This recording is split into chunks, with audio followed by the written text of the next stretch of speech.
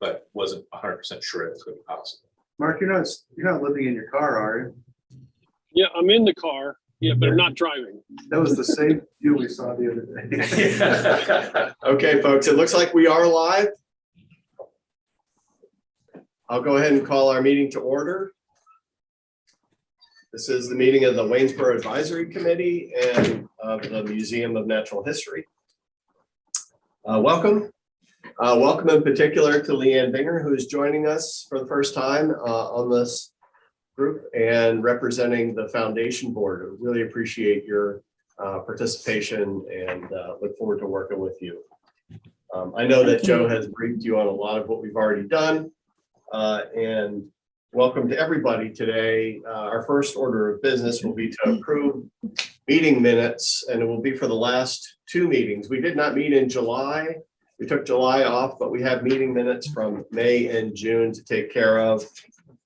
Do I hear any corrections to the meeting minutes? If not, a motion to approve. I'll make a motion to approve. Thanks, Len. Seconded by Maggie. All in favor of approving our meeting minutes? Aye. Aye. All good. I'll go ahead and let Joe give us a status report on the detailed design. I do want to spend a little time talking about community connections. We have had a number of activities in the last couple of months, and I'll review those when I get to that point.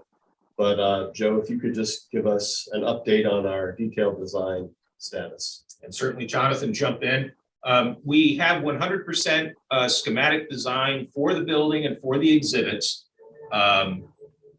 So what that means is we basically concluded our first step of creating a schematic design, which is the precursor to what they call preliminaries. That's the more, despite the name, it's the more in-depth design process. That's where we start to make some hard decisions that we don't get to go back on. Now, before we consider, even though it's 100% schematic design, it's not quite finished because Friday, Jonathan and I are going to Richmond, and we're going to go to present in front of the Art and Architectural Review Board with the architect. They don't care about the exhibits, right? Their only concern is about the exterior of the building, right? So we don't expect any problems, but they may have some suggestions that the architects may have to take into account.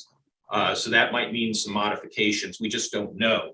I've only been through this one other time with the Gene S. Adams Education Pavilion, and they asked a few good questions, but they didn't really change much of anything. So it is sort of a kind of a filter to go through to ensure quality control.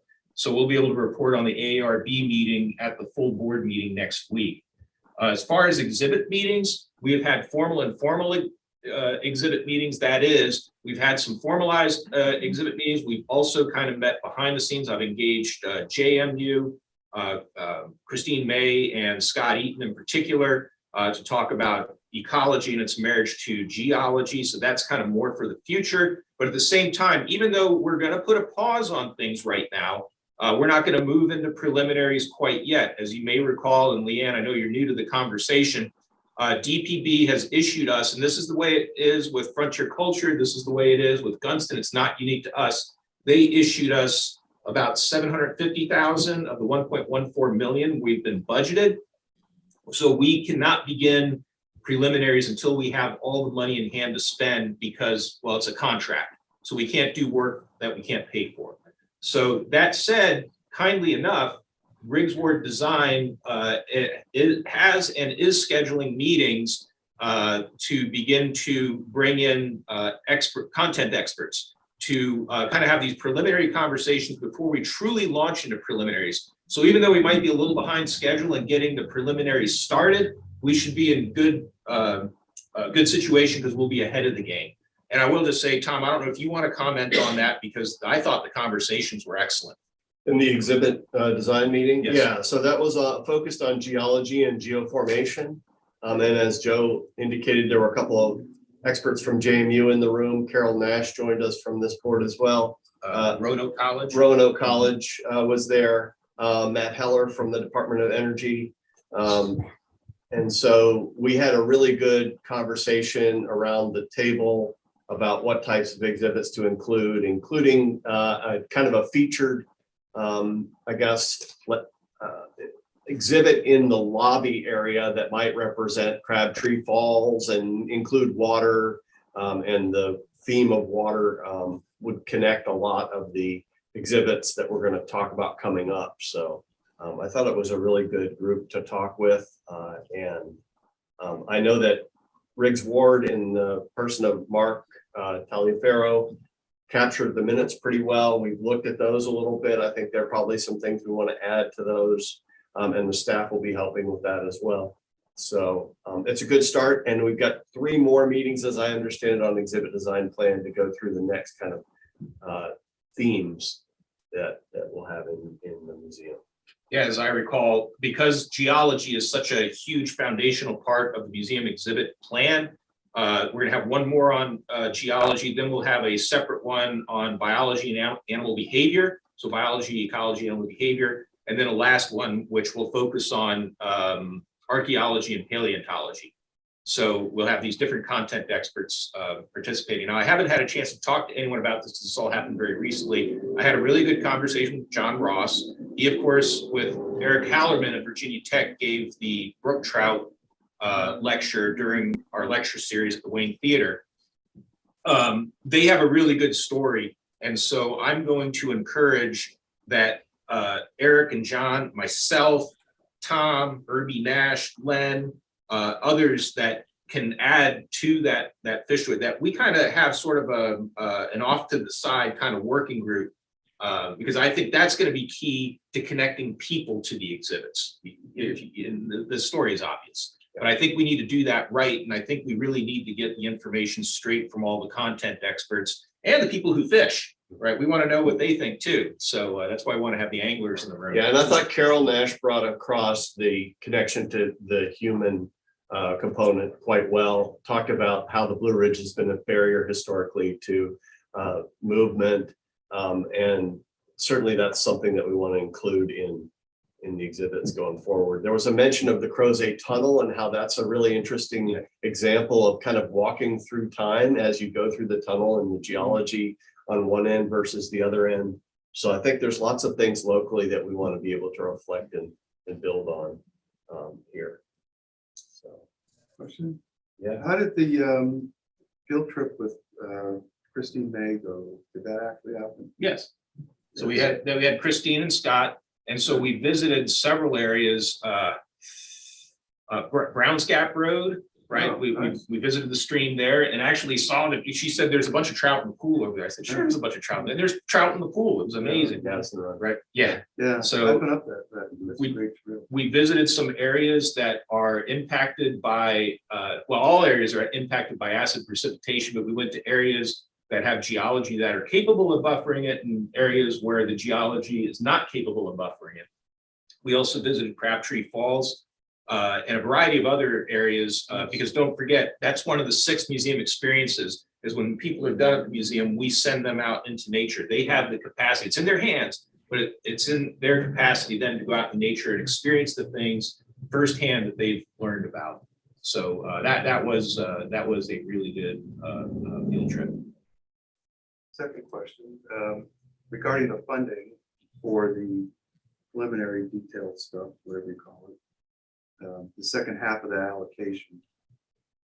Is that something for the next conversation, or is that something you can address? Do you have any idea, expectation of when that could happen? I'd like to wrap that up in the funding update. That's fine. Any other questions about the detailed design, where we are in the process and where we're going?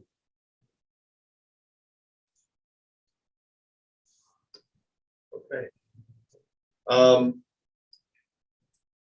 Yeah, I guess we can move on to funding then, Joe. All right. Yeah, the detailed design as well as some of the other things we've been hearing from the state. Sure. Okay, so I'll be honest with you. I'm an agency head and I'm a state employee. Now I know you guys on line can't see this, but it's very simple and you'll get it when I read it off. But my preamble here is that I am beholden. I work for the governor, right? So I have to do the things that the governor says that he wants done, right? Now, it's sort of a weird situation because I have a board and the board might be saying things, and the board evaluates me and says, well, you got to get things done. And then we have legislation that says you have to get things done, right? So I have a board who wants to build a branch. I have legislation that wants to build a branch. I think the governor is incredibly bright. He's highly motivated, highly articulate. And I got a chance to sit on a meeting with him. And what I loved about this meeting was, one, he kept it on time, which you don't always get. And I really appreciated that. But the second thing, he talked primarily about state spending. And of course, that's where we're at. We're asking for state spending. And he went through an entire argument about how we're spending unsustainably because we are so wealthy right now. Virginia is in the best spot possible financially right now. The issue is that he doesn't want that momentum to carry forward such we're at a point where we don't have the same treasure that we have now, that we continue that kind of spending. He then went deeper into the details. He was even showing graphics showing how different state agencies employ different square footage per employee than other state agencies, and how those square feet are actually paid for at different rates at different state agencies. And he's a big fan of consistency. Where am I going with this? Right? What his priority is right now is he articulated, if I interpreted it right, that he wants, and it doesn't impact natural history as it exists in Martinsville right now, but he says these bigger agencies have too much real estate. There are buildings that are not being used or that are partially vacant. He wants to see a cohabitation of agencies in different buildings, maximizing the utilization of the real estate that we have, unloading real estate that we don't need, and ensuring we're using state resources wisely. I love that. But here's something else, and this is just me. I'm passing this on to the board as advice.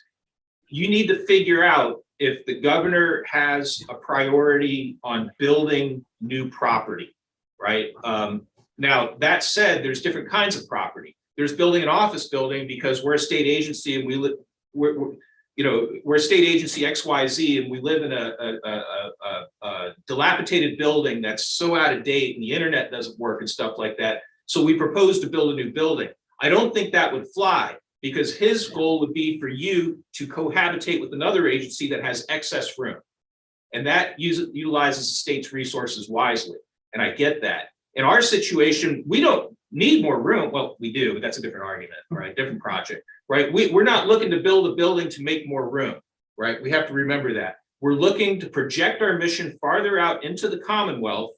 And we did so wisely because we selected a specific project, a specific location where we can be an economic driver for a reason, or for a region. And as such, I think we need to start pushing the message out there that we are an economic driver. I talked with Greg the other day. He said that there are building owners right here in the neighborhood who are willing to invest once they know the legislation is written that we are a go. We're going to start moving dirt and build a building and start to absorb tourism. Greg is also, and I agreed to help with the foundation to cover some of the costs. He wants to go to Chamura, who did our feasibility study in 2013. And he's not going to ask him to do a new feasibility study, but he's going to ask what it would take to update the numbers so we can calculate a return on investment. If the Commonwealth invests X number of dollars, the return on investment is X number of years or Y number of years, right? So that's where we're going. But here's the thing.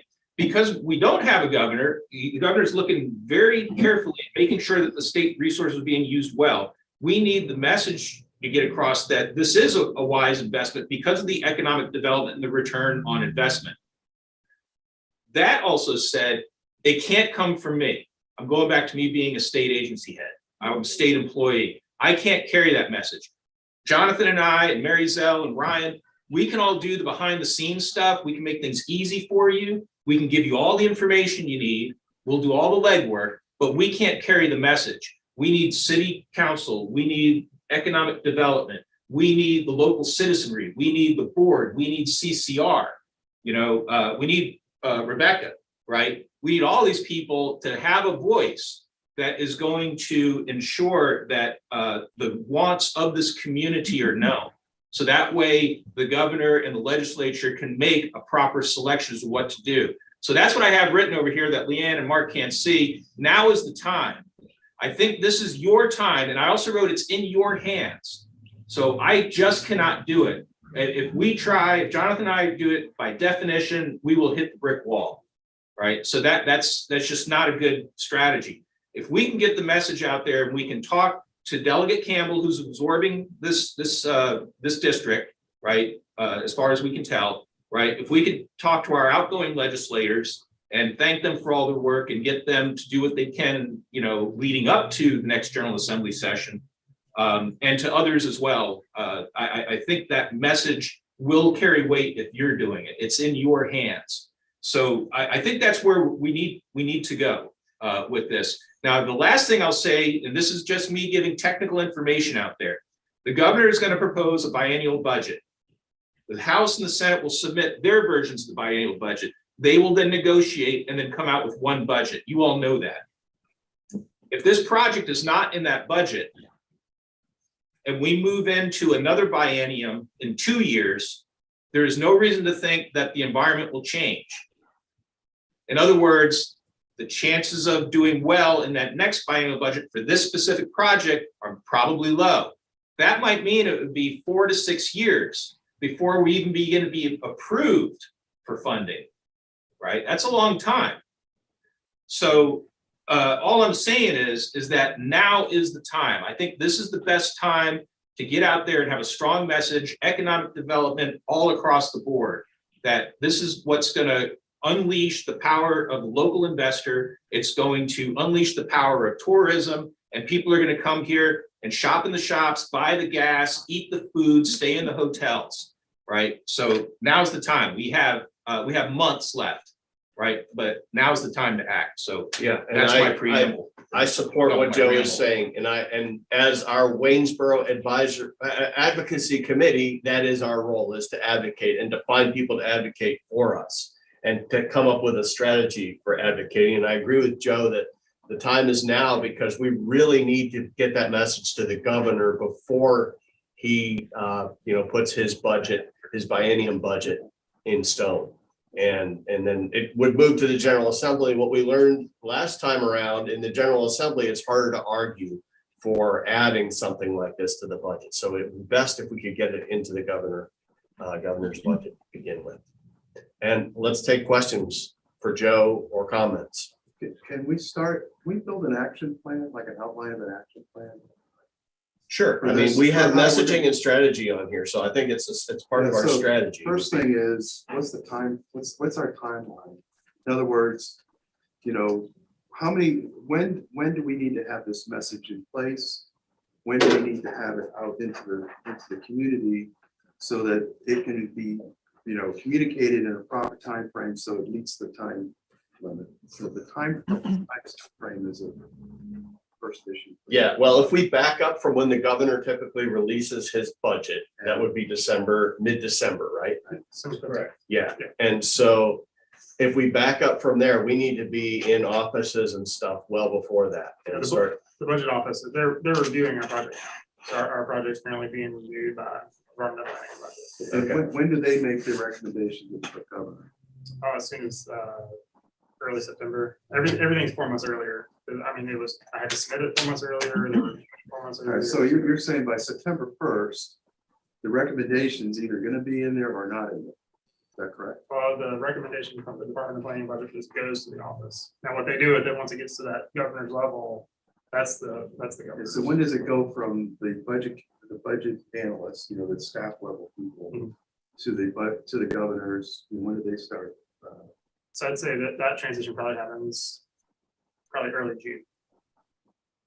Sorry, not early June. You see, Early. like a month or two ago? Yeah, early August. Yeah, so August 1st is probably when it's gonna go. Like today. Mhm.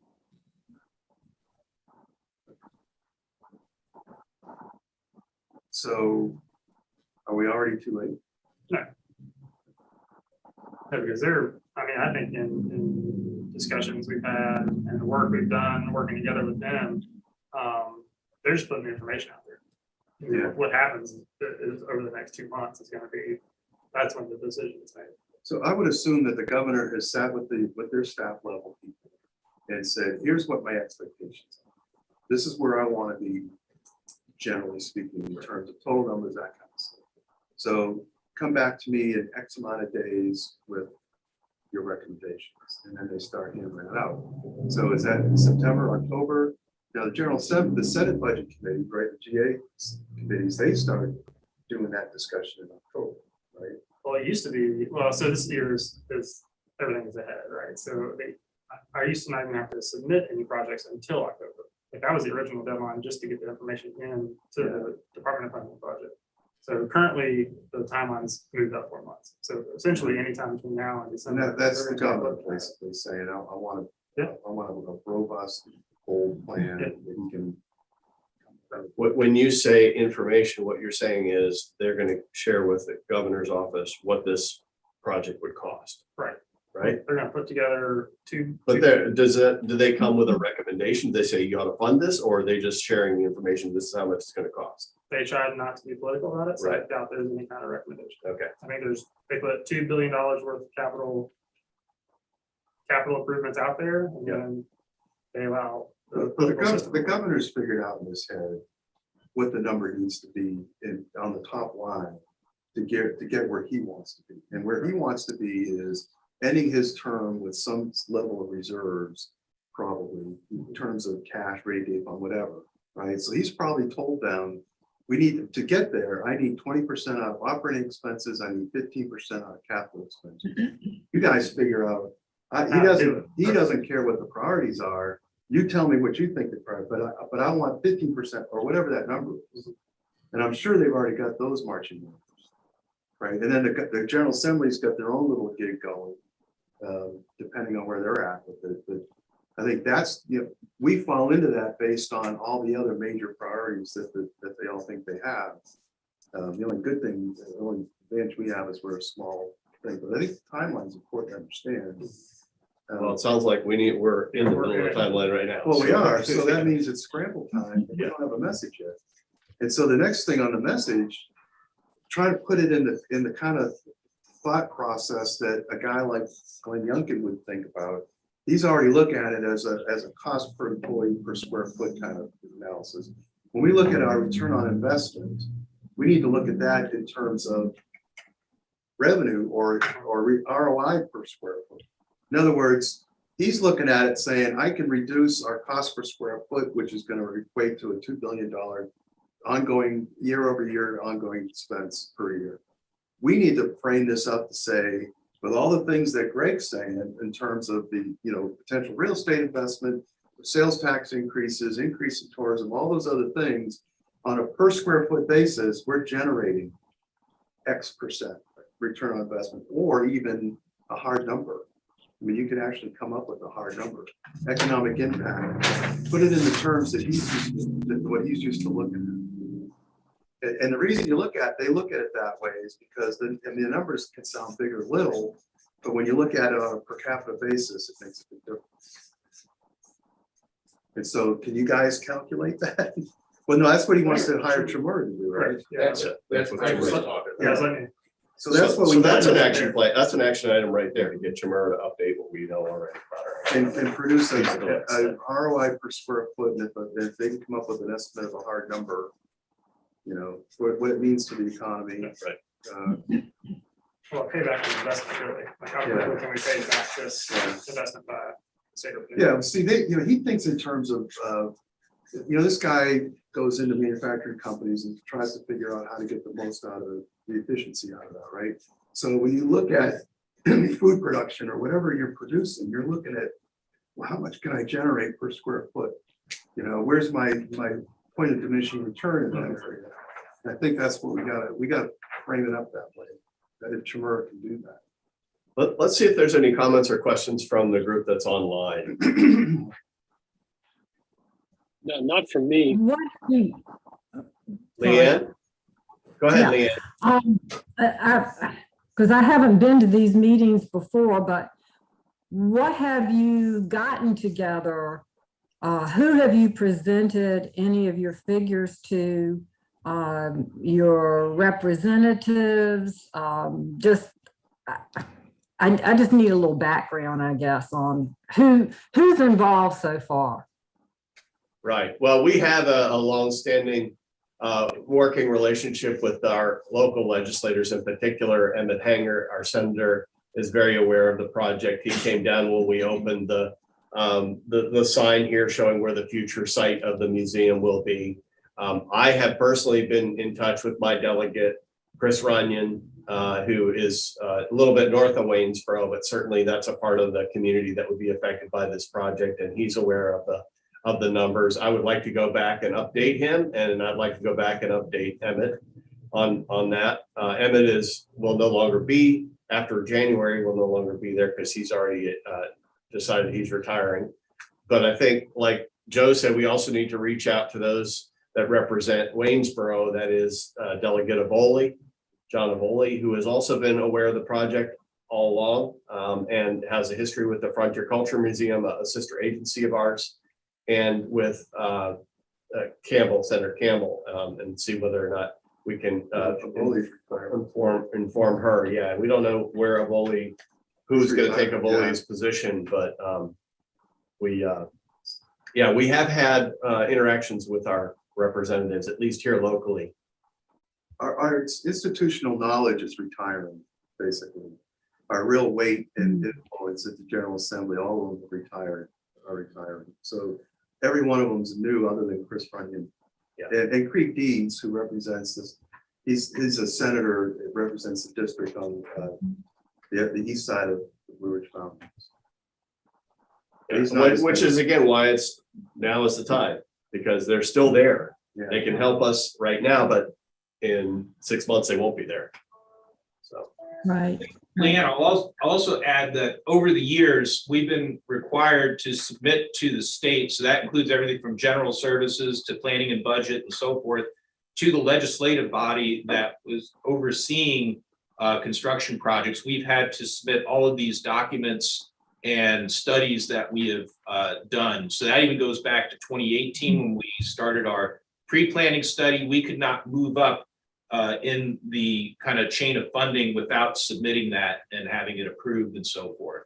So the knowledge of the project, I think, is out there. One thing that, again, I'm a state employee, so I am not saying anything. I'm simply providing technical information. One thing that I have seen time and again is oftentimes projects that are righteous and have a very specific purpose, that have a great message, often get reduced to a single phrase which inaccurately states what that project is.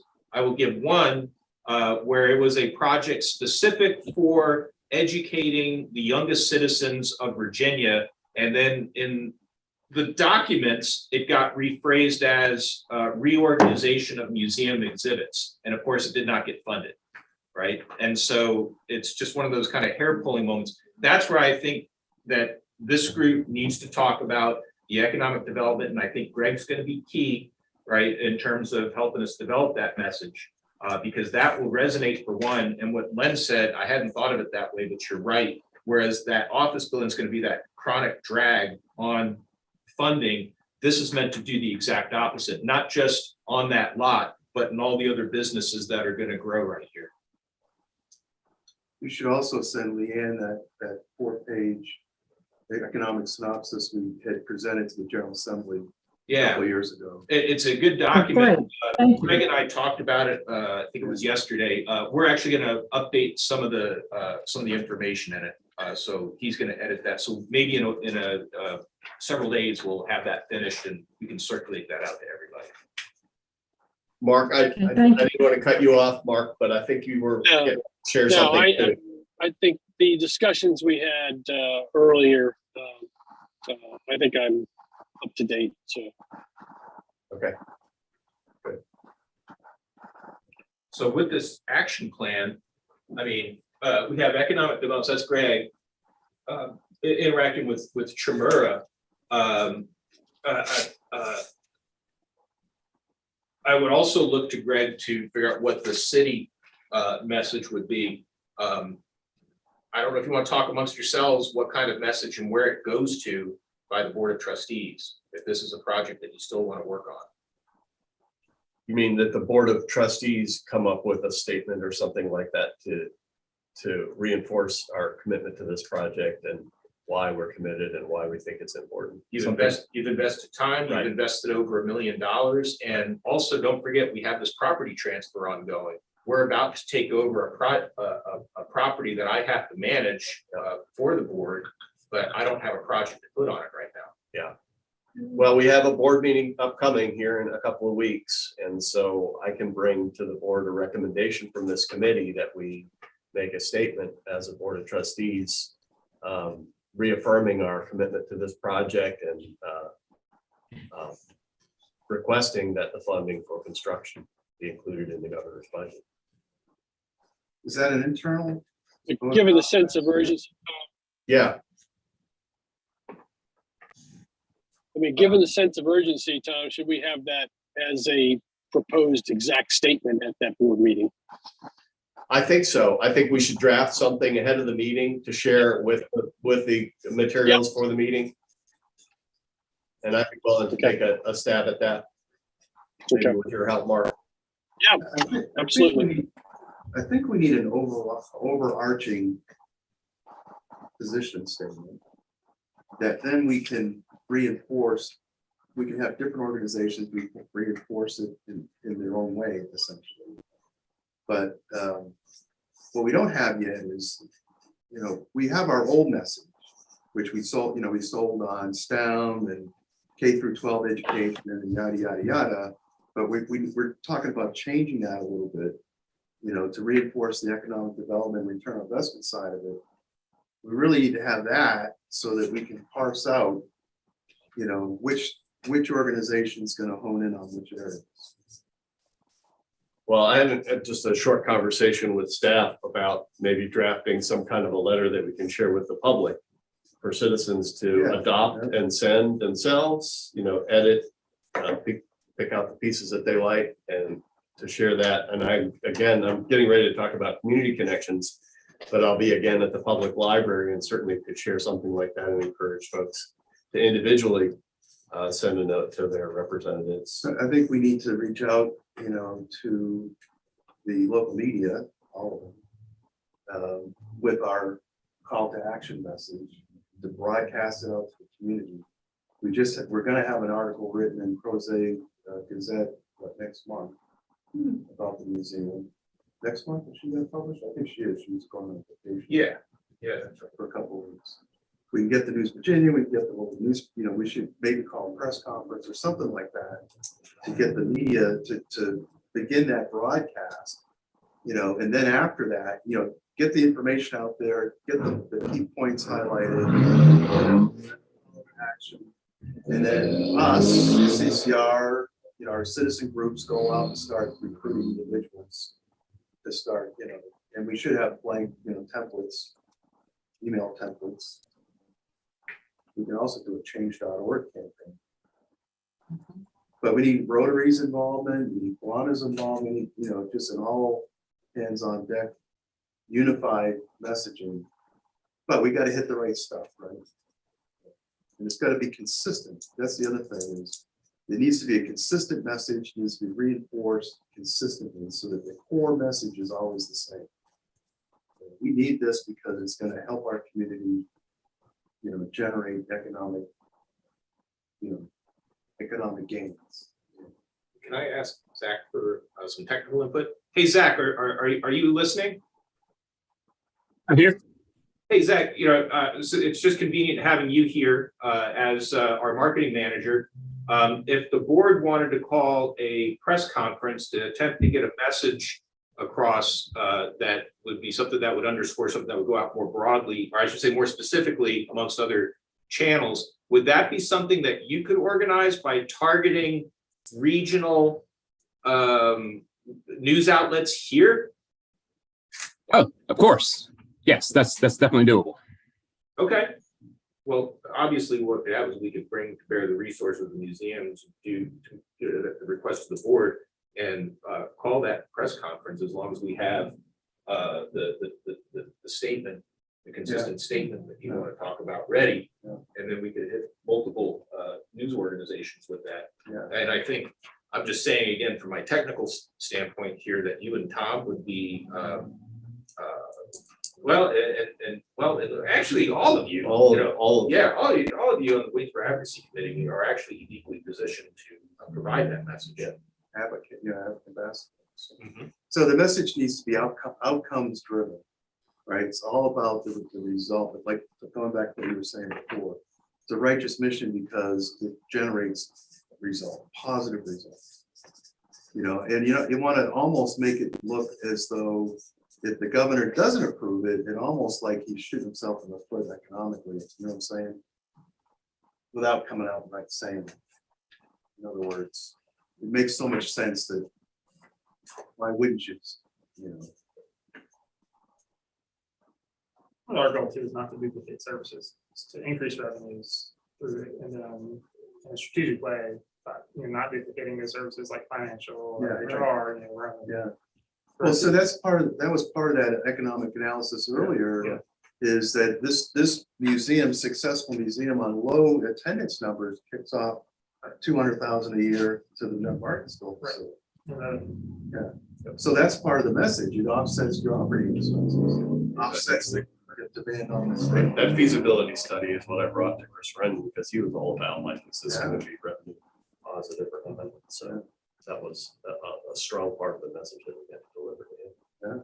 Now, Jonathan already took a stab very well, I would say, creating essentially a business plan for the museum. And basically, in my estimation, Jonathan can throw in any details you want, but basically take the numbers that were in the 10-year-old feasibility study, inflate them, and you still have the same proportions of revenues and expenses with the net profit. Right. So economic development, just dash ROI per square foot. Just so we don't lose that point. I think that's important.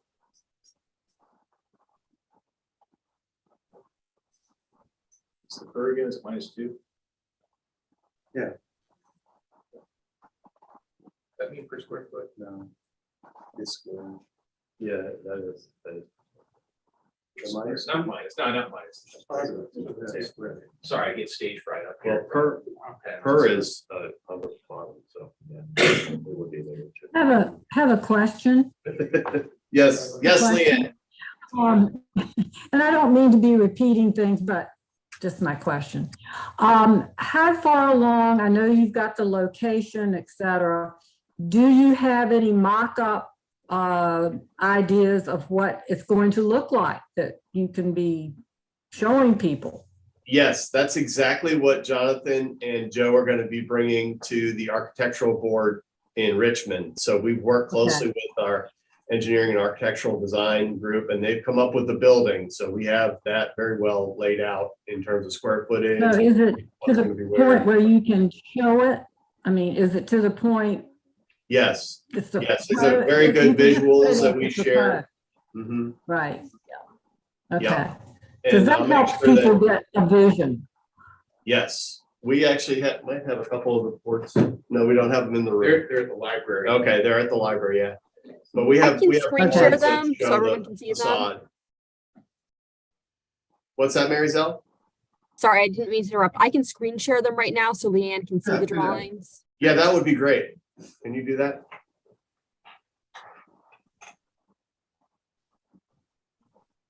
Because I'm sure a lot of people are like me, very visual. Show me. Yes. And go ahead. Is that on our website? Oh, it's on the website too, yeah. Okay, I can go on the website, that's fine. Oh, nice.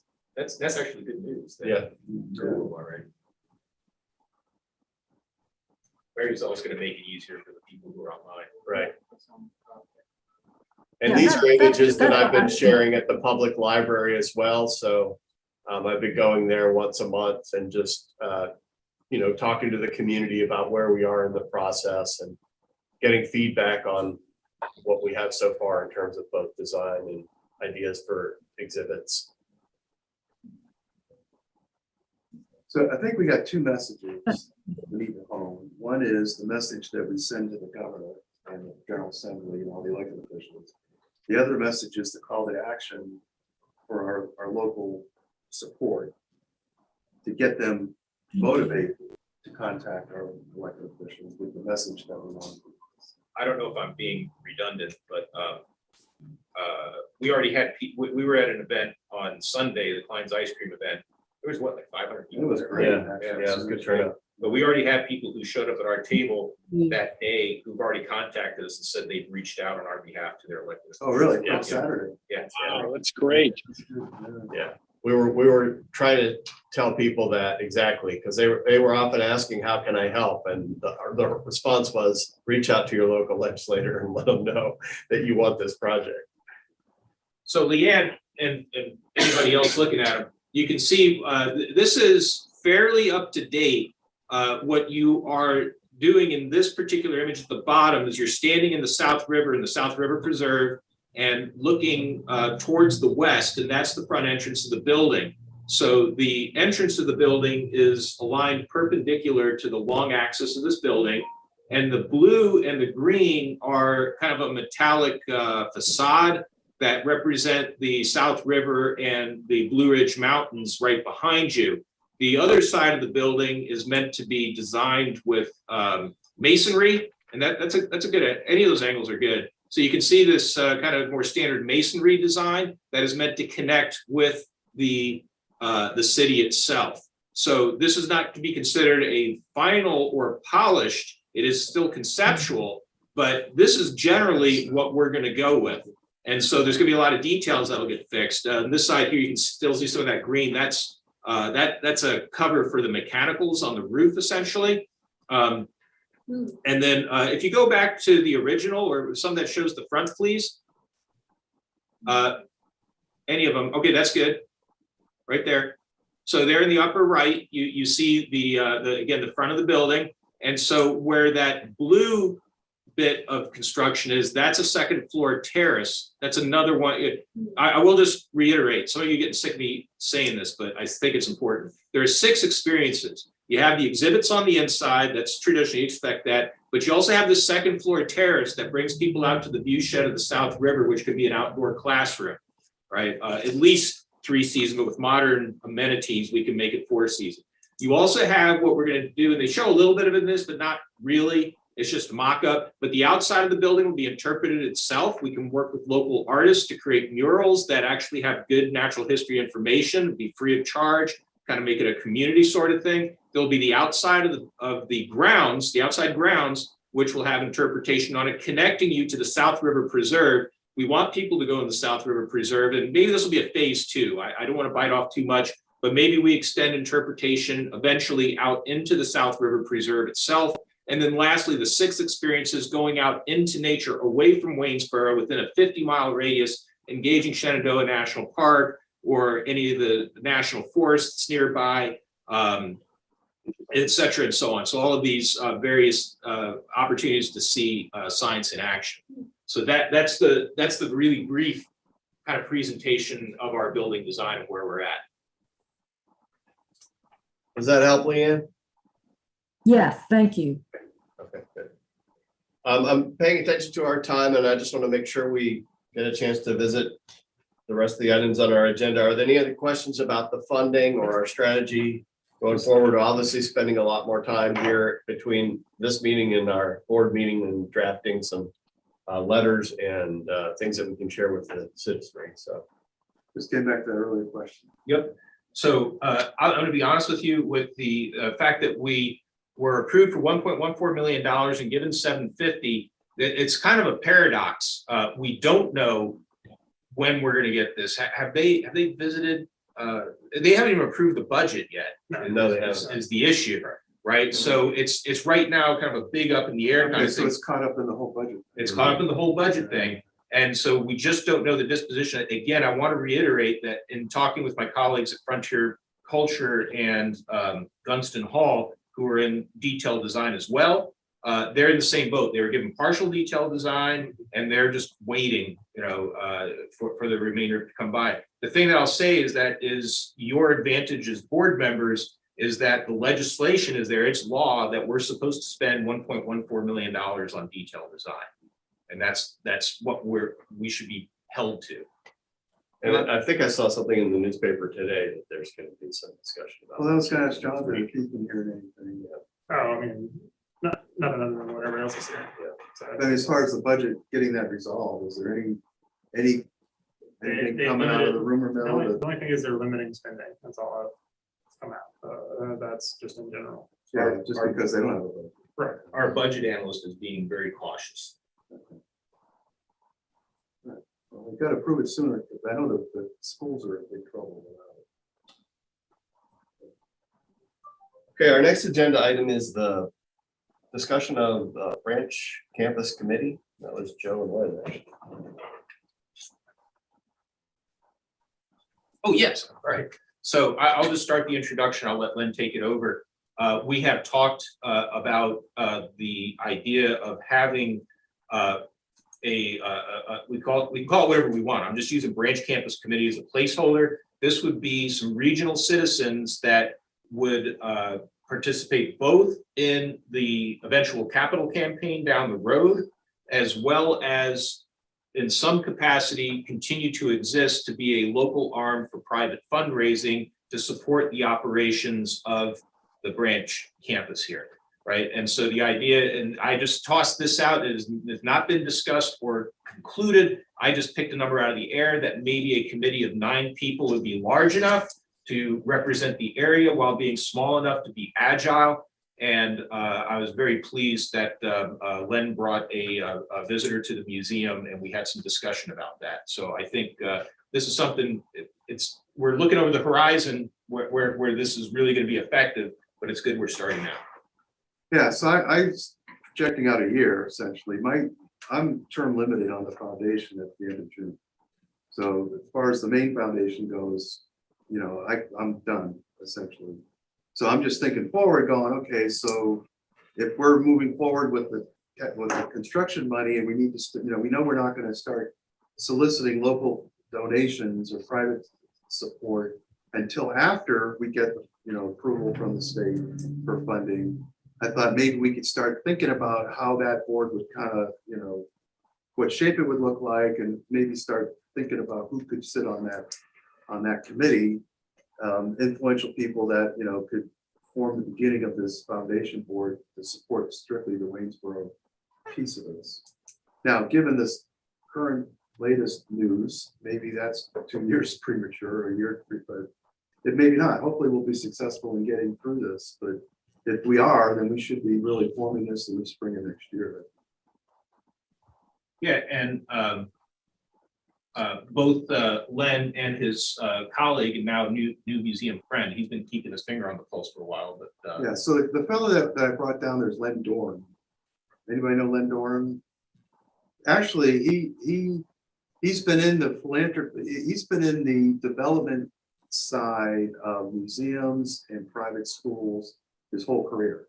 In fact, he was a colleague of Bob Carter 20 years ago in one of those companies that they both worked at. He was also instrumental in getting the money to build the South Carolina Museum in Greenville or something That's like right. that, Columbia. And I think he was the executive director at one point. The guy's got a long history. He's got a lot of experience. He's retired. He's been a substitute teacher. He wants to have, he'd like to help out. He doesn't want a job at all. But he said he'd be happy to, he's interested in the project, wants to see it succeed, and wants to contribute. And he's offered to sit on this committee as well, because he and I have been kind of throwing around ideas about how that can look. And I think he'd be very instrumental with his experience and contacts.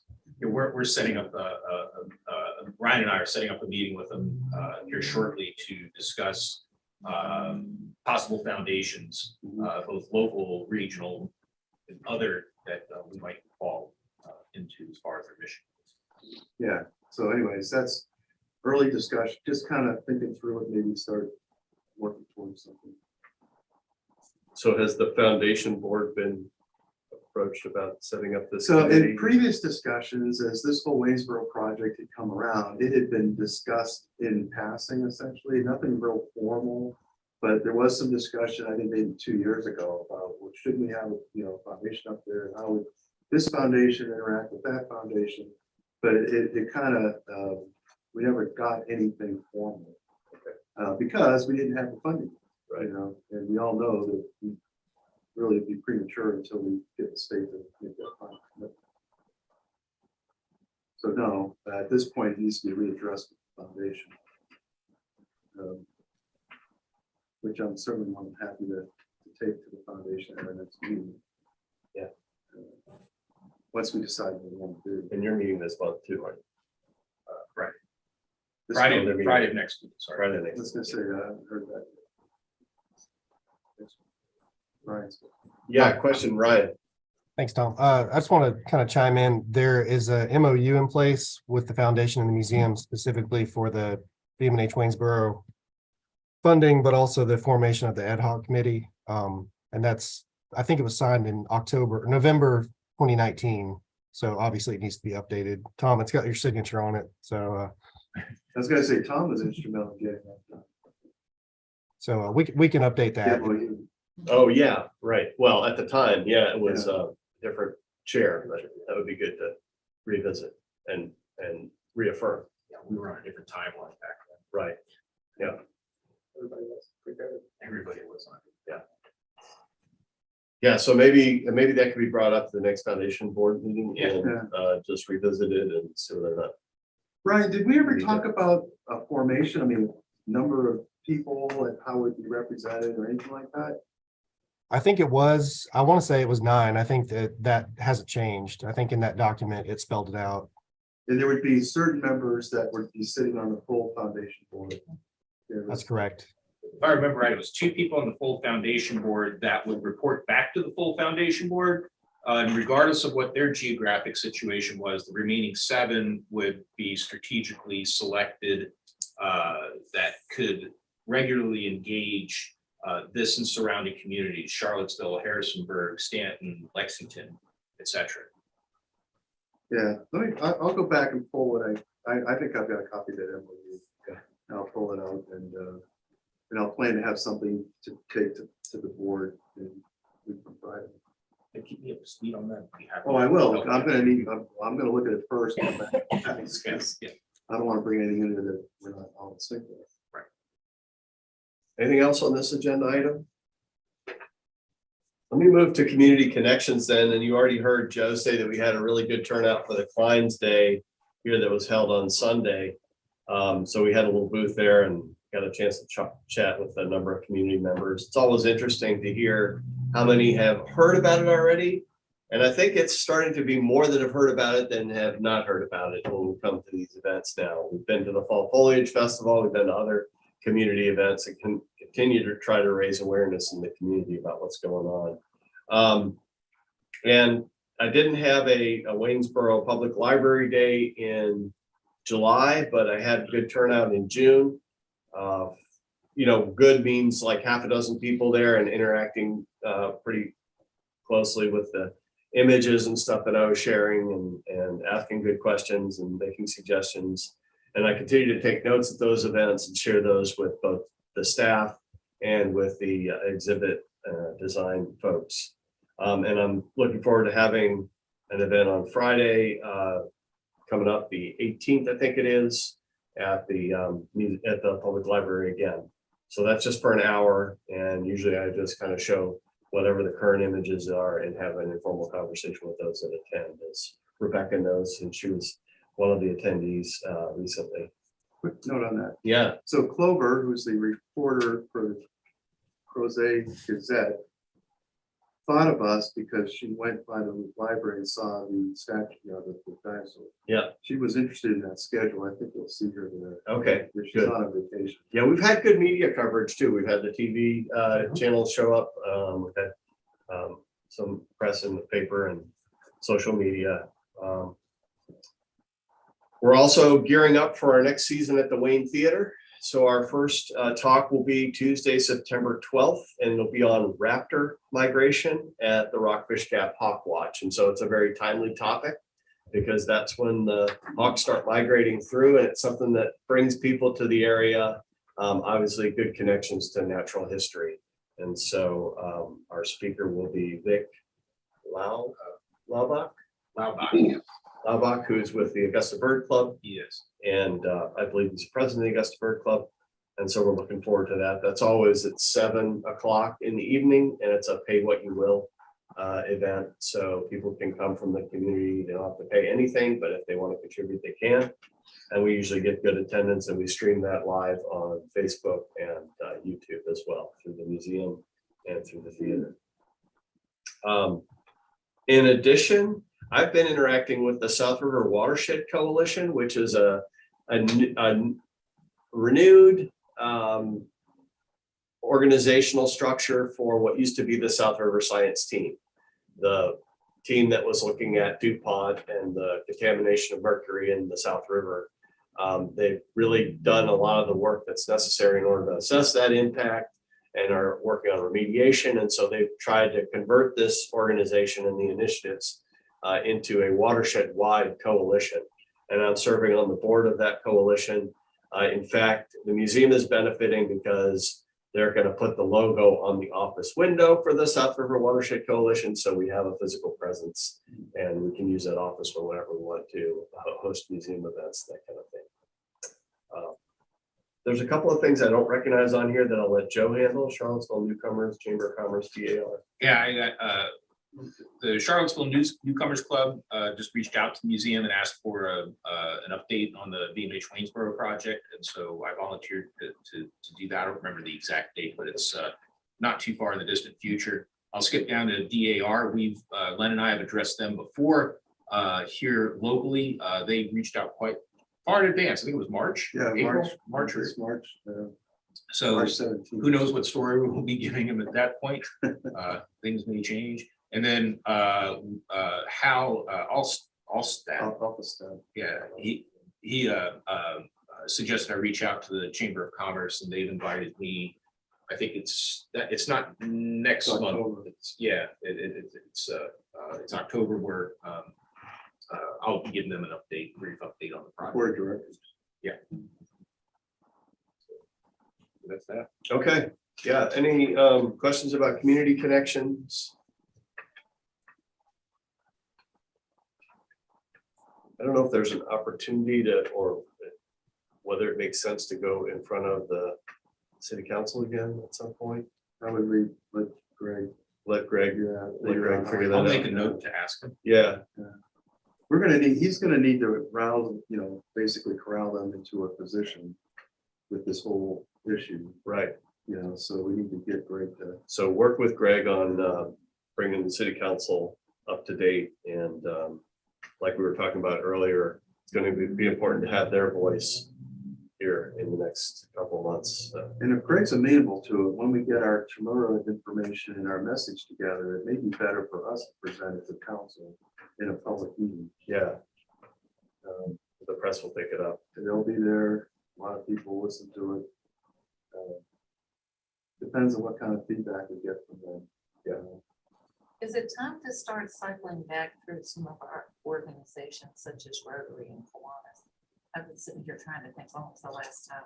I think when we have the call to action, we need Okay. to do that. We need to go with them and say, if you want this, and this is what Joe was saying on Saturday or Sunday, if you want this museum, you need to do this. And that's kind of what we got to do when we get our message. That's why I was saying a separate message on the call to action. How do we motivate people to take the steps? And I think we obviously were effective because people have already reached out to elected officials. So when do we want to have this position statement? Yesterday. Yeah, soon, because And so who exactly is working? Well, that would be great, right? It's gonna start with Greg. Greg's going to be working on the position paper for things like city council and Delegate Campbell and so forth, right? We have to have one that, we put out there that we share with CCR, with citizens, make sure we share with Greg and so forth. Greg's going to help us. To me, that's secondary to what Greg's coming. Whatever we do needs to support whatever Greg's position is. Whatever he says. Greg and I talked. I think we're all on the same Well, page. I know, but I want to be able to go to Rotary. Because there's people in Rotary, there's people in this community that think it's a waste of money. Yeah. And you'll never convince them otherwise. I want to be able to go there and say, this is why it's important. It's going to generate X dollars per square foot in economic activity, rippling through these different, to put it in those kind of terms to show them that. And I don't think you can do that until you get Jamura's Sure. I think if we go out and we don't have it, if we don't have that effective, consistent message, it's gonna get convoluted. People are gonna be confused. This is a time for us to be specific and be crisp and be direct on what we're asking and what we're saying. But hopefully we can develop those statements in parallel. So Greg's working on his, and at the same time, we're working on ours in its draft form until we finalize both. And Yeah, but whatever, they support each other. when we go out to the public, it's gotta be the same consistent message. Well, I think economic development is the message. That's the heart of it, right? That's what we've decided. But we've got to put it in real dollar terms, because when you say it'll cycle through the economy 7 times, which I understand, and it does actually work that way, there's about 30% of our community that's gonna say that's bull. Yeah, I'm being nice, maybe 60% will say that's baloney. You can't prove that. They just took that, they just decided, we had this tourist information center up on the mine. It's been there for 50 years, right? It's in a piece of crap. All right, we're digressing. Then. No, I just want to put it in Okay. perspective. It was in a piece of crap mobile trailer. Greg went to city council and said, we'd like to move that trailer, because the land up there is horrible to begin with, to somewhere like on the east side of town over here. And the discussion in city council was, well, let's just eliminate it because there's no return on investment. Nobody can tell me that we're actually generating any kind of business out of this tourism. So they killed it. They didn't move it. It's gone. Right, Stephanie? Is that true? It is permanently closed. The trailer is still up there, but it will not be real. Right. What's Because gonna there's- happen to that map? Yeah, we're not. Do you want the map? I definitely do. Yes. In fact, at a minimum, I would like to preserve it. Has he not reached out to you about that? Nobody's talking to me about the map. Oh, God, yes. First dibs on the map. Well, I mean, we could preserve it, and if there is a permanent home for it, Yeah. we could put it there. We have the space with Douglas Avenue.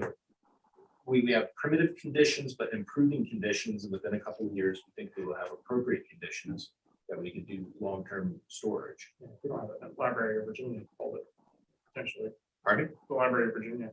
I bet they would fall at well, the size. Oh, sure.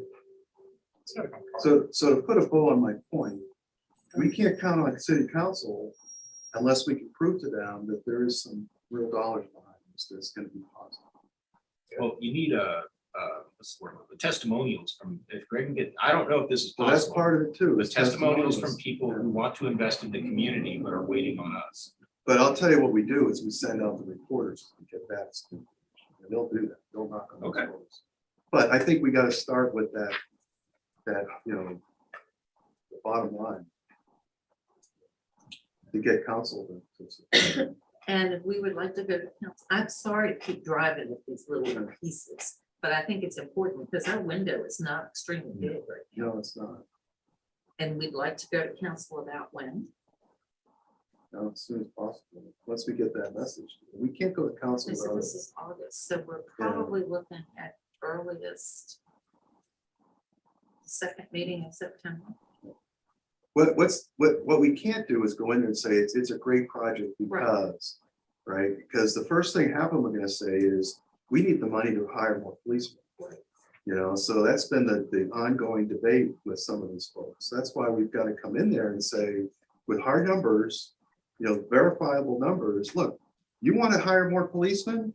Get this project off the ground, because we can generate economic value. And these 3 guys behind me are collectively willing to invest $15 million in building, building projects because they see the value in the future of all this, but they're waiting on this decision. I mean, I think you just underscore that I Yeah. keep poking. So when do we want to go we're gonna there? get it done quickly. I don't know when Greg was gonna talk to Tremura, but. Greg apparently, I haven't talked to him, but he said he was immediately going to get on the phone with them once he hung up with me. So that was yesterday. So they've already got a lot of the base data. They probably. already He did. has reached We out. already reached out. I don't think Okay. he has a timeline on when they'll have that back yet, but he has already reached out. Okay. Well, sooner than is better. Yeah. And it shouldn't take them, it's not like they gotta start from scratch. It's basically they're updating it. And they probably don't even have to, maybe 2 weeks worth of number crunching. Well, it sounds like Jonathan did something similar. Is that right? You did take. No. Not quite to that No, level. I don't have time to do that. Yeah, but I thought you did something. A thin section of the Chimera study was essentially updated. That was our operations. Okay. Right, so what it would look like, number of staff, the costs per square foot for utilities, et cetera, and then what the output is. So that would be shared with Chimera and then they would do the rest of it as well. If they asked for I it, think, sure. I think Tremor, all they did was the economic impact. No, they did a little bit, but On- frankly said, they, I'm not trying, basically, I did that part for them. I sat down and I said, I think this is how it should look on the back of the napkin, and then they gave me a report. On the cost to the You know, museum, the value to the museum, or the value to the museum. or, So but the economic study of visitation and tourism and all that kind of stuff. that we gave them our numbers, right? You know, and then they did whatever they did to develop their range of visitation. All that said, what Jonathan did was just maybe 5% of the Chimera study. Well, with knowing that there's actual active investors that are just waiting for the next move to make an investment, I think that adds a lot more to that study than what we had before. Yes, and that's exactly what Greg said, because he said that that was something that was not reflected in the last study, and he feels that it could be clearly articulated in an update. Okay, it sounds like we have marching orders. We got a lot of work to do between now and our next meeting in August or in September, sorry. Yes. And that will include a lot of messaging around this project and trying to get it into people's hands that can help us with that message, and legislators and the governor's office. That's good. Okay, so playing a little bit of irritating devil's advocate and just poking away Yeah, and in the weeds. I am going to make the assumption that Greg is going to be very busy working on this, and that we will get an update so that no part of the process of going to council is impeded in any way, shape, or form, because they have, what, 2 meetings a month? Yeah, And it could be the one earlier in September, it could be the one at the midpoint in September. We don't get back together again until September. I'd kind of like to know, because I would love to be there, so I gotta look them in the eye, you know? yeah, we'll make sure, We'll be transparent. let Well, everyone. I know you'll be understand. transparent, I just want to make sure Right. that information is gonna be forthcoming. Anything else for the good of the order? Would you like an outside voice? Always. Always do. We'll close the meeting first, and then we'd Okay. be happy to talk to you Great. about your ideas, and certainly encourage anybody that in the community wants to participate to come to the public library event that I'm hosting here in a couple of weeks. So at this point, I think we'll adjourn our meeting. Thank you for your time, and I look forward to seeing you in September. Tom, reach out to me and we'll find some time to talk through a statement. Yes. Yes, thanks, Mark. Thanks, Mark. I appreciate it. Leanne, thank you so much. Thanks for joining I us. know it's like Leanne. drinking from a fire hose on a committee, but